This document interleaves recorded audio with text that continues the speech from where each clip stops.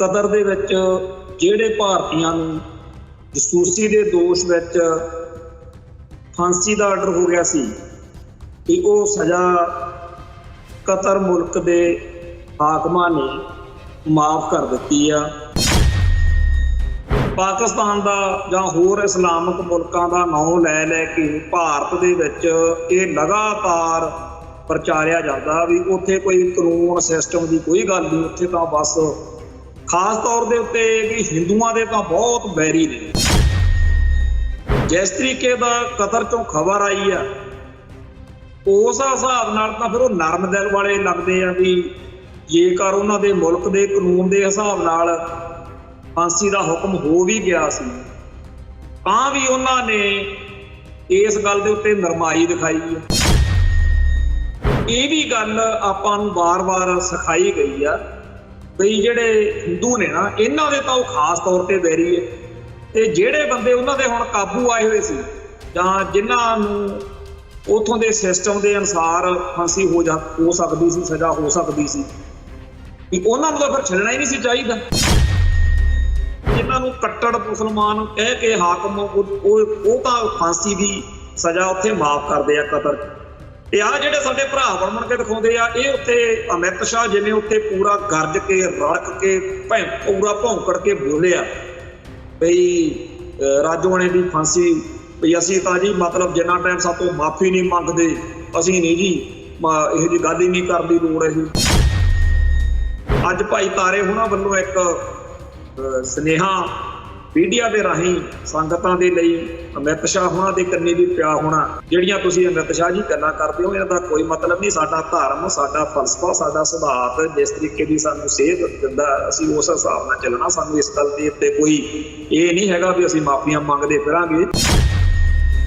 ਬਾਦਲ ਦਲ ਵਾਲਿਆਂ ਤੋਂ ਇੰਨਾ ਵੀ ਨਹੀਂ ਸਰਦਾ ਵੀ ਉਹ ਠੋਕ ਵਜਾ ਕੇ ਭਾਜਪਾ ਨੂੰ ਕਹਿਣ ਕਿ ਤੁਹਾਨੂੰ ਆਪਦੇ ਉੱਤੇ ਸ਼ਰਮ ਆਉਣੀ ਚਾਹੀਦੀ ਆ। ਕਿੱਥੇ ਤੁਸੀਂ ਸਾਨੂੰ ਦੱਸਦੇ ਹੋ ਕਿ ਮੁਸਲਮਾਨ ਬੜੇ ਕੱਟੜ ਆ, ਉਹਨਾਂ ਨੇ ਤਾਂ ਉੱਥੇ ਮਾਫੀ ਦੇਤੀ ਭਾਰਤੀਆਂ ਤੇ ਤੁਸੀਂ ਫਾਂਸੀਆਂ ਚਾੜਨ ਦੀ ਜਿੱਦ ਫੜੀ ਕਰਦੇ। TV 84 ਉੱਤੇ ਪ੍ਰੋਗਰਾਮ ਖਬਰ ਦੀ ਖਬਰ ਦੇਖ ਰਿਹਾ ਹੈ ਸਾਰੇ ਦਰਸ਼ਕਾਂ ਨੂੰ ਮੈਂ ਸਰਬਜੀਤ ਸਿੰਘ ਘੁਮਾਣ ਫਤਿਹ ਕਰਦਾ ਜੀ। ਵਾਹਿਗੁਰੂ ਜੀ ਕਾ ਖਾਲਸਾ, ਵਾਹਿਗੁਰੂ ਜੀ ਕੀ ਫਤਿਹ। ਭਾਰਤ ਵਿੱਚ ਬੜੀ ਇਸ ਗੱਲ ਤੇ ਚਰਚਾ ਹੋ ਰਹੀ ਆ ਕਿ ਕਤਰ ਦੇ ਵਿੱਚ ਜਿਹੜੇ ਭਾਰਤੀਆਂ ਨੂੰ ਜਸੂਸੀ ਦੇ ਦੋਸ਼ ਵਿੱਚ ਫਾਂਸੀ ਦਾ ਆਰਡਰ ਹੋ ਗਿਆ ਸੀ ਕਿ ਉਹ ਸਜ਼ਾ ਕਤਰ ਮੁਲਕ ਦੇ ਹਾਕਮਾਂ ਨੇ ਮਾਫ ਕਰ ਦਿੱਤੀ ਆ। ਤੇ ਇਸ ਗੱਲ ਦੇ ਉੱਤੇ ਭਾਰਤ ਸਰਕਾਰ, ਮੋਦੀ ਸਰਕਾਰ ਜਾਂ ਉਹਦੇ ਸਮਰਥਕ ਵਾਹਵਾ ਜ਼ਿਆਦਾ ਆਪਦਾ ਪਿੱਠ ਥਾਪੜ ਰਹੇ। ਪਰ ਇਸ ਘਟਨਾਕ੍ਰਮ ਤੋਂ ਬਾਅਦ ਵਿੱਚ ਸਾਡੇ ਬਹੁਤ ਸਾਰੀਆਂ ਦਿਮਾਗ 'ਚ ਗੱਲਾਂ ਆ ਰਹੀਆਂ ਨੇ ਕਿ ਸਾਨੂੰ ਭਾਰਤ ਵਿੱਚ ਇਹੀ ਮੱਤ ਦਿੱਤੀ ਜਾਂਦੀ ਰਹੀ ਆ ਵੀ ਮੁਸਲਮਾਨ ਬਹੁਤ ਕੱਟੜ ਤੇ ਉਹ ਜਦੋਂ ਹਾਕਮ ਹੁੰਦੇ ਆ ਉਦੋਂ ਤਾਂ ਬਹੁਤ ਜ਼ਿਆਦਾ ਪਾਕਿਸਤਾਨ ਦਾ ਜਾਂ ਹੋਰ ਇਸਲਾਮਿਕ ਮੁਲਕਾਂ ਦਾ ਨਾਮ ਲੈ ਲੈ ਕੇ ਭਾਰਤ ਦੇ ਵਿੱਚ ਇਹ ਲਗਾਤਾਰ ਪ੍ਰਚਾਰਿਆ ਜਾਂਦਾ ਵੀ ਉੱਥੇ ਕੋਈ ਕਾਨੂੰਨ ਸਿਸਟਮ ਦੀ ਕੋਈ ਗੱਲ ਨਹੀਂ, ਉੱਥੇ ਤਾਂ ਬਸ ਖਾਸ ਤੌਰ ਦੇ ਉੱਤੇ ਵੀ ਹਿੰਦੂਆਂ ਦੇ ਤਾਂ ਬਹੁਤ ਬੈਰੀ ਨੇ ਉਹ ਜਿਹੜੇ ਜਿੱਥੇ ਵੀ ਕੋਈ ਮੁਸਲਮਾਨ ਹੋਵੇ ਜਾਂ ਕੋਈ ਹਾਕਮ ਹਕੂਮਤ ਹੋਵੇ ਜਿੱਥੇ ਮੁਸਲਮਾਨ। ਹੁਣ ਜਿਸ ਤਰੀਕੇ ਦਾ ਕਤਰ ਚੋਂ ਖਬਰ ਆਈ ਆ ਉਸ ਹਿਸਾਬ ਨਾਲ ਤਾਂ ਫਿਰ ਉਹ ਨਰਮ ਦਿਲ ਵਾਲੇ ਲੱਗਦੇ ਆ ਵੀ ਜੇਕਰ ਉਹਨਾਂ ਦੇ ਮੁਲਕ ਦੇ ਕਾਨੂੰਨ ਦੇ ਹਿਸਾਬ ਨਾਲ ਫਾਂਸੀ ਦਾ ਹੁਕਮ ਹੋ ਵੀ ਗਿਆ ਸੀ ਤਾਂ ਵੀ ਉਹਨਾਂ ਨੇ ਇਸ ਗੱਲ ਦੇ ਉੱਤੇ ਨਰਮਾਈ ਦਿਖਾਈ ਹੈ। ਉਹ ਫਿਰ ਜਿਹੜੀ ਕੱਟੜਤਾ ਜਾਂ ਇਹ ਕਹਿਣਾ ਕਿ ਮੁਸਲਮਾਨ ਬਹੁਤ ਮਾੜੇ ਹੁੰਦੇ ਆ, ਭੈੜੇ ਹੁੰਦੇ ਆ, ਉਹ ਗੱਲ ਤਾਂ ਇਸ ਗੱਲਬਾਤ ਦੇ ਰਾਹੀਂ ਸਾਬਤ ਨਹੀਂ ਹੁੰਦੀ। ਉਲਟਾ ਇਹ ਸਾਬਤ ਹੁੰਦਾ ਵੀ ਉਹ ਤਾਂ ਬੰਦੇ ਫਿਰ ਵੀ ਕੋਈ ਨਾ ਕੋਈ ਨਰਮਾਈ ਵਾਲਾ ਰੁੱਖ ਰੱਖਦੇ। ਦੂਜੇ ਪਾਸੇ ਇਹ ਵੀ ਗੱਲ ਆਪਾਂ ਨੂੰ ਵਾਰ-ਵਾਰ ਸਿਖਾਈ ਗਈ ਆ ਬਈ ਜਿਹੜੇ ਹਿੰਦੂ ਨੇ ਨਾ ਇਹਨਾਂ ਦੇ ਤਾਂ ਉਹ ਖਾਸ ਤੌਰ ਤੇ ਵੈਰੀ ਹੈ, ਤੇ ਜਿਹੜੇ ਬੰਦੇ ਉਹਨਾਂ ਦੇ ਹੁਣ ਕਾਬੂ ਆਏ ਹੋਏ ਸੀ ਜਾਂ ਜਿਨ੍ਹਾਂ ਨੂੰ ਉਥੋਂ ਦੇ ਸਿਸਟਮ ਦੇ ਅਨੁਸਾਰ ਫਾਂਸੀ ਹੋ ਸਕਦੀ ਸੀ, ਸਜ਼ਾ ਹੋ ਸਕਦੀ ਸੀ, ਵੀ ਉਹਨਾਂ ਨੂੰ ਤਾਂ ਫਿਰ ਛੱਡਣਾ ਹੀ ਨਹੀਂ ਸੀ ਚਾਹੀਦਾ। ਔਰ ਕਹਾਣੀ ਬਿਲਕੁਲ ਹੋਰ ਤੱਥ ਜਾਂ ਹੋਰ ਪੱਖ ਉਭਾਰ ਰਹੀ। ਹੁਣ ਇਹ ਤੋਂ ਅੱਗੇ ਆ ਜਾਈਏ ਕਿ ਜਿਹੜੇ ਹਿੰਦੂ ਨੇ ਉਹਨਾਂ ਬਾਰੇ ਬਹੁਤ ਜ਼ਿਆਦਾ ਇਹ ਪ੍ਰਭਾਵ ਬਣਾਉਣ ਦੇ ਯਤਨ ਕੀਤੇ ਜਾਂਦੇ ਆ ਵੀ ਬੜੇ ਸੰਵੇਦਨਸ਼ੀਲ ਹੁੰਦੇ ਆ, ਬਹੁਤ ਹੀ ਜ਼ਿਆਦਾ ਨਰਮ ਹੁੰਦੇ ਆ, ਕਦੇ ਕਿਸੇ ਦਾ ਮਾੜਾ ਨਹੀਂ ਸੋਚਦੇ, ਕਦੇ ਕਿਸੇ ਦੀ ਜਾਨ ਲੈਣ ਦਾ ਤਾਂ ਸੋਚ ਹੀ ਨਹੀਂ ਸਕਦੇ। ਹੁਣ ਇਹ ਜਦੋਂ ਗੱਲਾਂ ਆਲੇ ਦੁਆਲੇ ਚੋਂ ਸੁਣਦੇ ਆ ਵੀ ਹਿੰਦੂ ਤਾਂ ਬਹੁਤ ਵਿਚਾਰੇ ਭੋਲੇ ਜਿਹੇ ਬੰਦੇ ਆ, ਇਹਨਾਂ ਬਹੁਤ ਹੀ ਜ਼ਿਆਦਾ ਸੈਂਸਿਟਿਵ ਹੁੰਦੇ ਆ, ਇਹ ਨਹੀਂ ਕਦੇ ਕੋਈ ਗਲਤੀ ਕਰ। ਹੁਣ ਜੇ ਸਾਡਾ ਹਿਸਾਬ ਕਿਤਾਬ ਦੇਖੀਏ ਤਾਂ ਨਿਖਲ ਗੁਪਤੇ ਵਾਲੇ ਚੱਕਰ ਦੇ ਵਿੱਚ ਜਾਂ ਸਾਰੇ ਸਿੱਖਾਂ ਦਾ ਜਿੰਨਾ ਘਾਣ ਹੋਇਆ 1947 ਤੋਂ ਲੈ ਕੇ, ਜਾਂ ਇੱਥੇ ਜਿਹੜਾ ਖਾੜਕੂ ਲਹਿਰ ਨੂੰ ਦਬਾਉਣ ਦੇ ਨਾਂ ਤੇ ਜੋ ਮਨੁੱਖੀ ਹੱਕਾਂ ਦਾ ਕਤਲੇਆਮ ਹੋਇਆ, ਜਿਵੇਂ ਭਾਰਤ ਵਿੱਚ ਹੋਰ ਨਾ ਘੱਟ ਗਿਣਤੀਆਂ ਤੇ ਜ਼ੁਲਮ ਹੁੰਦਾ ਹੈ, ਆ ਹੁਣੇ ਇੱਥੇ ਨਾਗਾਲੈਂਡ ਮਨੀਪੁਰ ਵਾਲੇ ਪਾਸੇ ਨੂੰ ਜੋ ਕੁਝ ਵਾਪਰ ਕੇ ਹਟਿਆ, ਉਸ ਹਿਸਾਬ ਨਾਲ ਸਾਨੂੰ ਤਾਂ ਕਦੇ ਨਹੀਂ ਲੱਗਿਆ ਹੈਗਾ ਵੀ ਬੜੇ ਸੰਵੇਦਨਸ਼ੀਲ ਜਿਹੇ ਹੁੰਦੇ ਆ, ਬੜੇ ਭੋਲੇ ਜਿਹੇ ਹੁੰਦੇ ਆ, ਬੜੇ ਬੀਬੇ ਜਿਹੇ ਹੁੰਦੇ। ਇਹ ਗੱਲ ਸਾਨੂੰ ਸਾਰਿਆਂ ਨੂੰ ਸਮਝਾਵੇ ਤਾਂ ਸਹੀ ਕੋਈ ਵੀ, ਕਿੱਥੇ ਉਹ ਹਿੰਦੂ ਆ ਜਿਹੜਾ ਬਹੁਤ ਨਰਮ ਹੁੰਦਾ, ਬਹੁਤ ਵਧੀਆ ਹੁੰਦਾ, ਕਦੇ ਕਿਸੇ ਦਾ ਭਲਾ ਮਾੜਾ ਨਹੀਂ ਸੋਚਦਾ, ਹਮੇਸ਼ਾ ਹੀ ਲੋਕਾਂ ਦਾ ਭਲਾ ਕਰਦਾ।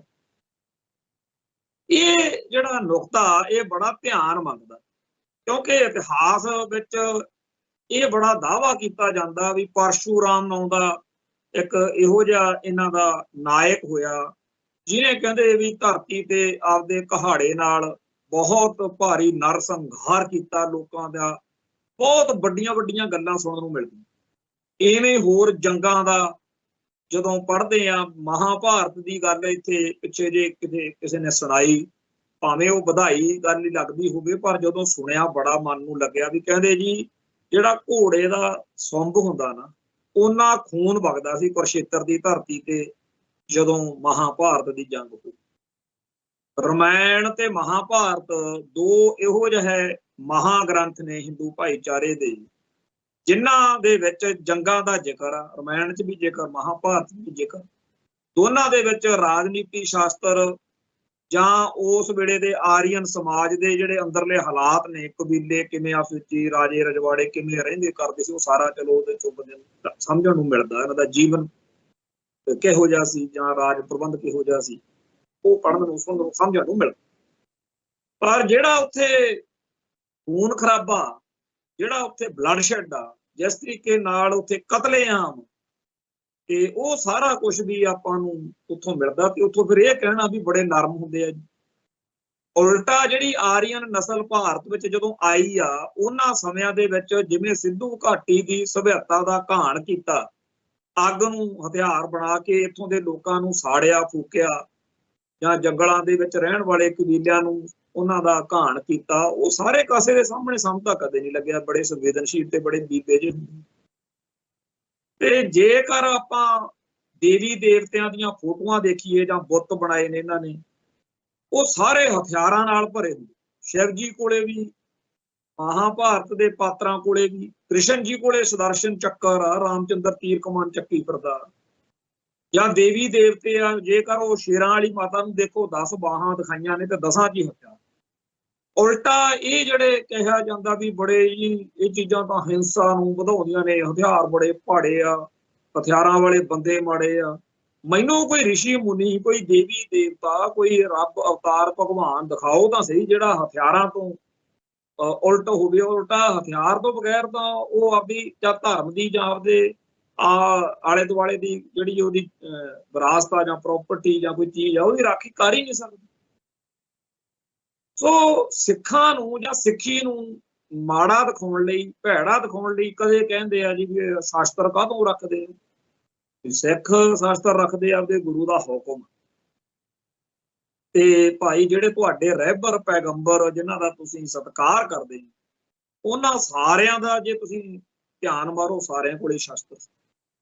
ਤੇ ਜੇ ਤੁਸੀਂ ਕਹਿੰਦੇ ਹੋ ਵੀ ਸਿੱਖ ਜਿਹੜੇ ਆ ਸਾਡਿਆਂ ਨੂੰ ਰੋਡ ਭੋੜ ਕਿਉਂ ਨਹੀਂ ਹੁੰਦੇ, ਤੇ ਗੁਰੂ ਸਾਹਿਬਾਨ ਦੇ ਦਿੱਤੇ ਜਾਂ ਕੁਦਰਤ ਦੇ ਬਖਸ਼ੇ ਹੋਏ ਜਿਹੜੇ ਕੇਸ ਦਾੜੇ ਨੇ ਜਾਂ ਹੋਰ ਸਾਡੇ, ਅਸੀਂ ਤਾਂ ਉਸ ਹਿਸਾਬ ਨਾਲ ਚੱਲ ਰਹੇ ਹਾਂ। ਤੇ ਤੁਸੀਂ ਦੱਸੋ ਵੀ ਨਾਲੇ ਕਹਿੰਦੇ ਰੱਬ ਨੂੰ ਮੰਨਦੇ ਆ, ਤੇ ਰੱਬ ਦੀ ਦਿੱਤੀ ਹੋਈ ਦਾਤ ਆ ਜਿਹੜੀ, ਆਸਤਕਤਾ ਦਾ ਦਾਅਵਾ ਕਰਦੇ ਹੋ ਨਾ ਵੀ ਆਸਤਕ ਆ, ਤੇ ਤੁਹਾਡੇ ਸਾਰਿਆਂ ਦੇ ਵਿੱਚੋਂ ਹਿੰਦੂਆਂ ਚੋਂ ਕਿਸੇ ਦੀ ਸ਼ਕਲ ਮਿਲਦੀ ਆ ਆਪਦੇ ਰਹਿਬਰਾਂ ਵਾਂਗੂ ਰਾਮਚੰਦਰ ਦੇ ਜੂੜਾ, ਕ੍ਰਿਸ਼ਨ ਦੇ ਜੂੜਾ। ਜਦੋਂ ਰਾਮਲੀਲਾ ਕਰਦੇ ਹੋ ਉਦੋਂ ਲਵ ਕੁਸ਼ ਦੇ ਵੀ ਜੂੜੇ ਜੇ ਲਾ ਕੇ ਨਕਲੀ ਤੁਰੇ ਫਿਰਦੇ, ਸ਼ਿਵ ਜੀ ਜੂੜੇ ਵਾਲਾ। ਕੋਈ ਪੁਰਾਣੇ ਦੇਵੀ ਦੇਵਤੇ ਜਿੰਨੇ ਵੀ ਉਹ ਸਾਰੇ ਦਾੜੇ ਕੇਸਾਂ ਵਾਲੇ ਆ, ਬ੍ਰਹਮਾ ਵਿਸ਼ਨੂੰ ਮਹੇਸ਼, ਉਹ ਜੋ ਵੀ। ਹੁਣ ਦਾੜਾ ਕੇਸ ਤੁਸੀਂ ਨਾ ਰੱਖੋ, ਜਿਹੜਾ ਤੁਹਾਡੇ ਪੈਗੰਬਰਾਂ ਰਹਿਬਰਾਂ ਭਗਵਾਨਾਂ ਅਵਤਾਰਾਂ ਦਾ ਵੇਸ ਆ ਉਹ ਨਹੀਂ ਰੱਖਦੇ ਤੇ ਸਿੱਖ ਬਾਣੀ। ਤੇ ਜੇ ਸ਼ਾਸਤਰ ਦੀ ਗੱਲ ਆ, ਸ਼ਾਸਤਰ ਦੀ ਗੱਲ ਆ, ਸਿੱਖ ਉਹਦੇ ਚ ਪੂਰਾ ਤੇ ਮਾੜੇ ਤੁਸੀਂ ਸਿੱਖਾਂ ਨੂੰ ਦੱਸੀ ਜਾਂਦੇ ਹੋ, ਜਦੋਂ ਕਿ ਤੁਹਾਡੇ ਜਿਹੜੇ ਰਹਿਬਰ ਪੈਗੰਬਰ ਆ ਉਹਨਾਂ ਦੀ ਦਿੱਤੀ ਹੋਈ ਮੱਤ ਨੂੰ ਤੁਸੀਂ ਧਾਰਨ ਨਹੀਂ ਕਰਦੇ। ਫੇਰ ਆ ਗਈ ਵੀ ਹਥਿਆਰ। ਹਥਿਆਰ ਦੱਸੋ ਤਾਂ ਸਹੀ, ਸ਼ਾਸਤਰ ਦੱਸੋ ਤਾਂ ਸਹੀ ਵੀ ਕਿਹੜੇ ਪੈਗੰਬਰ ਧਰਮੀ ਬੰਦੇ ਨੇ ਪਿਛਲੇ ਇਤਿਹਾਸ ਦੇ ਵਿੱਚ ਕਦੋਂ ਕਿਹਾ ਹਥਿਆਰ। ਤੇ ਜੇਕਰ ਪਰਸ਼ੂਰਾਮ ਦਾ ਜਾਂ ਹੋਰ ਦੇਵੀ ਦੇਵਤਿਆਂ ਪੈਗੰਬਰਾਂ ਅਵਤਾਰਾਂ ਦਾ ਇਤਿਹਾਸ ਪੜ੍ਹੀਏ ਤਾਂ ਉਹਨਾਂ ਨੇ ਜੋ ਜੰਗਾਂ ਯੁੱਧ ਲੜੇ ਉਹ ਫਿਰ ਹੱਥਾਂ ਮੁੱਕੀਆਂ ਮਾਕੀਆਂ ਨਾਲ ਥੋੜੀ ਜਾਂ ਗਾਲਾਂ ਥੋੜੀ ਕੱਢਦੇ ਸੀ, ਉਹ ਜੰਗਾਂ ਹਥਿਆਰ ਤੋਂ ਬਗੈਰ ਤਾਂ ਹੁੰਦੀਆਂ ਨਹੀਂ। ਹੁਣ ਇਹ ਸਾਰਾ ਕੁਝ ਕਰਨ ਕਰਾਉਣ ਵਾਲਿਆਂ ਬਾਰੇ ਜੇ ਕਹੀਏ ਕਿ ਬੜੇ ਸੰਵੇਦਨਸ਼ੀਲ ਸੀ, ਉਹ ਤਾਂ ਕਦੇ ਮਤਲਬ। ਹੁਣ ਇਹਦੇ ਉਲਟਾ ਜੋ ਆਪਾਂ ਅਸ਼ੋਕ ਮਹਾਰਾਜ ਦਾ ਪੜ੍ਹਦੇ ਹਾਂ ਵੀ ਜਦੋਂ ਉਹਨੇ ਕਲਿੰਗਾ ਦਾ ਯੁੱਧ ਲੜਿਆ ਤੇ ਉੱਥੇ ਜਦੋਂ ਐਡਾ ਵੱਡਾ ਘਾਣ ਹੋਇਆ ਤਾਂ ਉਹਦਾ ਦਿਲ ਜਿਹੜਾ ਸੀ ਉਚਾਟ ਹੋ ਗਿਆ ਤੇ ਫਿਰ ਉਹ ਦੂਜੇ ਪਾਸੇ ਨੂੰ ਤੁਰ। ਹੁਣ ਹੋਰ ਕਿੰਨੇ ਕੁ ਇਹੋ ਜਿਹੇ ਆਪਾਂ ਰਾਜੇ ਇਤਿਹਾਸ ਵਿੱਚ ਦੇਖੀਏ ਜਿਨ੍ਹਾਂ ਨੇ ਇਸ ਕਤਲੋਗਾਰ ਤੋਂ ਤੌਬਾ ਕੀਤੀ ਹੋ। ਇੱਥੇ ਤਾਂ ਰਿਸ਼ੀ ਮੁਨੀ ਜਿਹੜੇ ਧਾਰਮਿਕ ਬਿਰਤੀ ਵਾਲੇ ਆ ਉਹ ਫੱਟੇ ਚੱਕੀ ਜਾਂਦੇ। ਰਾਜਿਆਂ ਮਹਾਰਾਜਿਆਂ ਦੀ ਤਾਂ ਗੱਲ ਛੱਡੋ ਵੀ ਉਹ ਲੜਾਈਆਂ ਲੜਦੇ ਸੀ, ਇੱਥੇ ਤਾਂ ਰਿਸ਼ੀ ਮੁਨੀਆਂ ਨੇ ਫੱਟੇ ਚੱਕਦੇ ਜੀ, ਦੇਵੀ ਦੇਵਤਿਆਂ ਨੇ ਲੜਾਈਆਂ ਲੜੀਆਂ। ਸੋ ਜੰਗੀ ਜਾਂ ਖੂਨੀ ਜਿਨ੍ਹਾਂ ਦਾ ਸਾਰਾ ਸਿਸਟਮ ਮਾਹੌਲ ਹੋਵੇ, ਉਹ ਜਦੋਂ ਦੂਜਿਆਂ ਨੂੰ ਐਵੇਂ ਕਹਿੰਦੇ ਫਿਰਨ ਤੇ ਅਸੀਂ ਬੜੇ ਬੀਬੇ ਹਾਂ। ਖਾਸ ਤੌਰ ਤੇ ਸਿੱਖਾਂ ਨੂੰ ਤਾਂ ਬਹੁਤ ਜ਼ਿਆਦਾ ਕਹਿੰਦੇ, ਤਾਂ ਬਹੁਤ ਜ਼ਿਆਦਾ ਹਿੰਸਕ ਲੋਕ ਨੇ, ਇਹ ਜਕਾਰੇ ਲਾਉਂਦੇ ਆ, ਸ੍ਰੀ ਸਾਹਿਬਾਂ ਲਹਿਰਾਉਂਦੇ ਆ। ਹਾਲਾਂਕਿ ਇਹ ਕੋਈ ਗੱਲ ਇਹੋ ਜਿਹੀ ਹੁੰਦੀ ਨਹੀਂ, ਪਰ ਜਦੋਂ ਵੀ ਸਿੱਖ ਕਿਸੇ ਮਸਲੇ 'ਚ ਰੋਸ ਵਿਖਾਵਾ ਕਰਦੇ ਆ ਉਦੋਂ ਹਿੰਸਕ ਹੋ ਉੱਠੇ ਹੈ ਸਿੱਖ। ਇਹੋ ਜਿਹੀਆਂ ਫਿਰ ਉਹ ਕੈਪਸ਼ਨਾਂ ਲਾ ਕੇ, ਇਹੋ ਜਿਹੀਆਂ ਫੋਟੋਆਂ ਖਿਚਾ ਦਿਖਾ ਕੇ ਉਹ ਜਿਹੜਾ ਪ੍ਰਭਾਵ ਸਿਰਜਦੇ ਆ ਵੀ ਜਿਵੇਂ ਸਾਰੀ ਦੁਨੀਆ ਦੇ ਸਭ ਤੋਂ ਭੈੜੇ ਬੰਦੇ ਸਿੱਖ ਹੋਣ। ਤੇ ਹਿੰਦੂ ਨੂੰ ਕਹਿੰਦੇ ਬਹੁਤ ਸੰਵੇਦਨਸ਼ੀਲ ਆ, ਹਿੰਦੂ ਤਾਂ ਕਦੇ ਕਿਸੇ ਨੂੰ ਕੁਛ ਨਹੀਂ। ਤੇ ਜਿਹੜਾ ਹਿੰਦੂ ਕਦੇ ਕਿਸੇ ਨੂੰ ਕੁਛ ਨਹੀਂ ਕਹਿੰਦਾ, ਜਿਹੜੇ ਹਿੰਦੂ ਬਹੁਤ ਹੀ ਬੀਬੇ ਨੇ ਤੇ ਬੜੇ ਮੈਚਿਓਰ ਨੇ ਤੇ ਹਿੰਦੂ ਸਿੱਖ ਏਕਤਾ ਦੇ ਹਾਮੀ ਨੇ, ਜਿਹੜੇ ਕਹਿੰਦੇ ਅਸੀਂ ਵੀ ਸਿੱਖ ਤਾਂ ਸਾਡੇ ਭਰਾ ਨੇ ਤੇ ਸਿੱਖ ਜਿਹੜੇ ਨੇ ਸਾਜੇ ਹੀ ਖਾਲਸਾ ਪੰਥ ਦਾ ਸਾਜਾ ਹੀ ਹਿੰਦੂਆਂ ਦੀ ਰਾਖੀ ਲਈ ਆ, ਅਸੀਂ ਤਾਂ 9ਵੇਂ ਪਾਤਸ਼ਾਹ ਦਾ ਜਾਂ ਸਿੱਖਾਂ ਦਾ ਅਹਿਸਾਨ ਭੁੱਲ ਹੀ ਨਹੀਂ ਸਕਦੇ। ਜਿਹੜੇ ਇਹੋ ਜਿਹੀਆਂ ਗੱਲਾਂ ਕਰਦੇ ਆ ਨਾ ਭਗਵੇਂ ਬ੍ਰਿਗੇਡ ਵਾਲੇ, ਉਹਨਾਂ ਦਾ ਹਾਲ ਕੀ ਆ ਵੀ ਇੱਕ ਪਾਸੇ ਤਾਂ ਜਿਨ੍ਹਾਂ ਨੂੰ ਕੱਟੜ ਮੁਸਲਮਾਨ ਕਹਿ ਕੇ ਹਾਕਮ ਉਹ ਤਾਂ ਫਾਂਸੀ ਦੀ ਸਜ਼ਾ ਉੱਥੇ ਮਾਫ ਕਰਦੇ ਆ ਕਤਲ। ਤੇ ਆ ਜਿਹੜੇ ਸਾਡੇ ਭਰਾ ਬਣ ਕੇ ਦਿਖਾਉਂਦੇ ਆ, ਇਹ ਉੱਥੇ ਅਮਿਤ ਸ਼ਾਹ ਜਿਵੇਂ ਉੱਥੇ ਪੂਰਾ ਗਰਜ ਕੇ ਰੜਕ ਕੇ ਪੂਰਾ ਭੌਂਕੜ ਕੇ ਬੋਲਿਆ ਬਈ ਰਾਜੋਆਣੇ ਦੀ ਫਾਂਸੀ, ਬਈ ਅਸੀਂ ਤਾਂ ਜੀ ਮਤਲਬ ਜਿੰਨਾ ਟਾਈਮ ਸਾਤੋਂ ਮਾਫੀ ਨਹੀਂ ਮੰਗਦੇ ਅਸੀਂ ਨਹੀਂ ਜੀ ਇਹੋ ਜਿਹੀ ਗੱਲ ਹੀ ਨਹੀਂ ਕਰਨ ਦੀ ਲੋੜ। ਅਸੀਂ ਮਤਲਬ ਜਿੰਨੀ ਹੈਂਕੜ ਨਾਲ, ਜਿੰਨਾ ਭੈੜੇ ਤਰੀਕੇ ਨਾਲ ਅਮਿਤ ਸ਼ਾਹ ਉਦੋਂ ਬੋਲਿਆ। ਔਰ ਇਹ ਗੱਲ ਉਦੋਂ ਵੀ ਹੈਰਾਨੀ ਵਾਲੀ ਆ ਕਿ ਇਹਦੇ ਬਾਵਜੂਦ ਦਾਅਵਾ ਫੇਰ ਰਹੀ ਆ ਵੀ ਹਿੰਦੂ ਬੜੇ ਨਰਮ।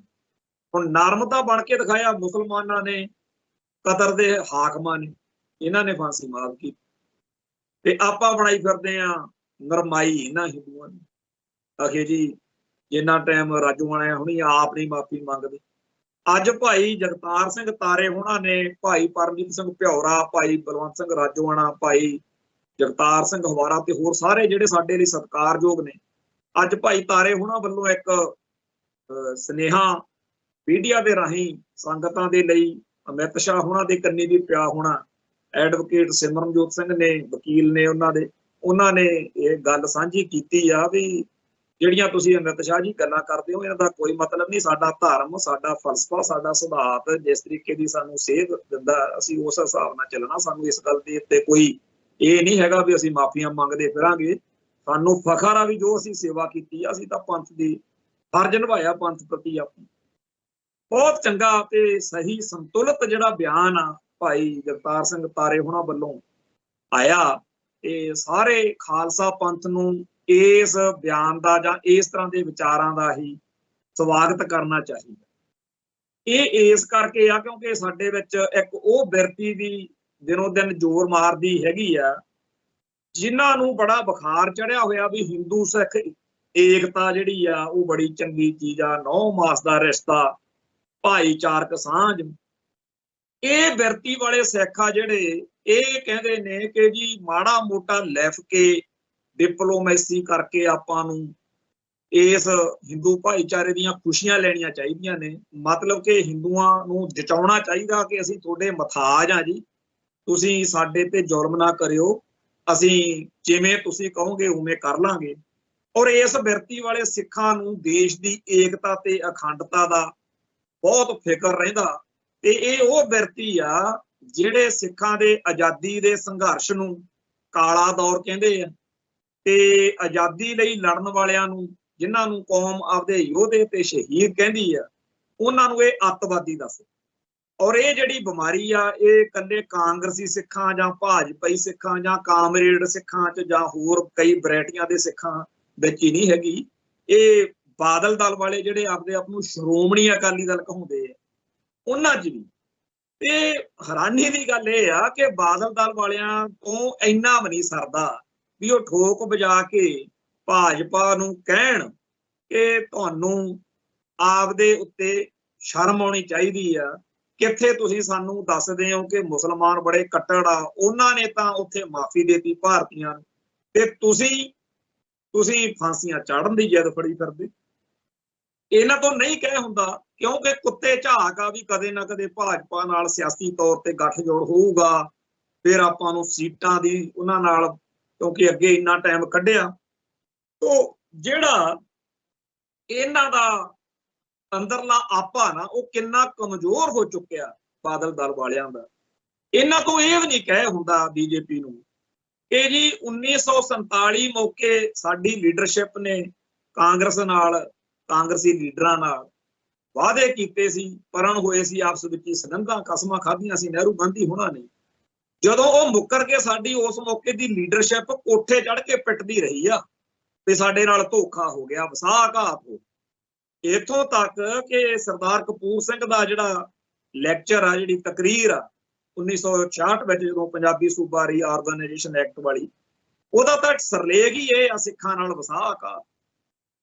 ਤੇ ਅੱਜ ਵਾਲੇ ਇਹਨਾਂ ਸਿੱਖ ਲੀਡਰਾਂ ਦਾ ਦਾਅਵਾ ਤਾਂ ਇਹ ਆ ਕਿ ਅਸੀਂ ਉਸੇ ਅਕਾਲੀ ਦਲ ਦੇ ਵਾਰਸਾਂ ਜਾਂ ਉਹੀ ਅਕਾਲੀ ਆ, ਪਰ ਇਹਨਾਂ ਤੋਂ ਇਹ ਨਹੀਂ ਸਰਦਾ ਵੀ ਅੱਜ ਇਹ ਕਹਿਣ ਕਿ ਅਸੀਂ ਉਸ ਨੋਟੀਫਿਕੇਸ਼ਨ ਦੀਆਂ ਲੱਖਾਂ ਕਾਪੀਆਂ ਕਰੋੜਾਂ ਕਾਪੀਆਂ ਛਾਪ ਰਹੇ ਹਾਂ ਜਿਹੜਾ ਨੋਟੀਫਿਕੇਸ਼ਨ ਗੁਰੂ ਨਾਨਕ ਪਾਤਸ਼ਾਹ ਦੇ ਪ੍ਰਕਾਸ਼ ਪੁਰਬ ਮੌਕੇ ਸਿੱਖ ਨਜ਼ਰਬੰਦਾਂ ਦੇ ਐਲਾਨ ਲਈ ਕੀਤਾ ਗਿਆ ਸੀ। ਚੇਤੇ ਆ ਨਾ ਵੀ ਜਦੋਂ ਗੁਰੂ ਨਾਨਕ ਸਾਹਿਬ ਜੀ ਦਾ ਪ੍ਰਕਾਸ਼ ਪੁਰਬ ਮਨਾਇਆ ਆਪਾਂ ਪਿੱਛੇ ਜੀ 2019 ਤਾਂ ਉਦੋਂ ਮੋਦੀ ਸਰਕਾਰ ਨੇ ਇੱਕ ਨੋਟੀਫਿਕੇਸ਼ਨ ਜਾਰੀ ਕੀਤਾ ਸੀ ਕਿ ਆਹ ਸਿੱਖ ਨਜ਼ਰਬੰਦਾਂ ਦੀ ਰਿਹਾਈ ਬਸ। ਉਦੋਂ ਐ ਲੱਗਦਾ ਸੀ ਵੀ ਕੱਲ ਨੂੰ ਜਾਂ ਪਰਸੋਂ ਨੂੰ ਕੰਮ ਨਿਬੜ ਜਾਣਾ।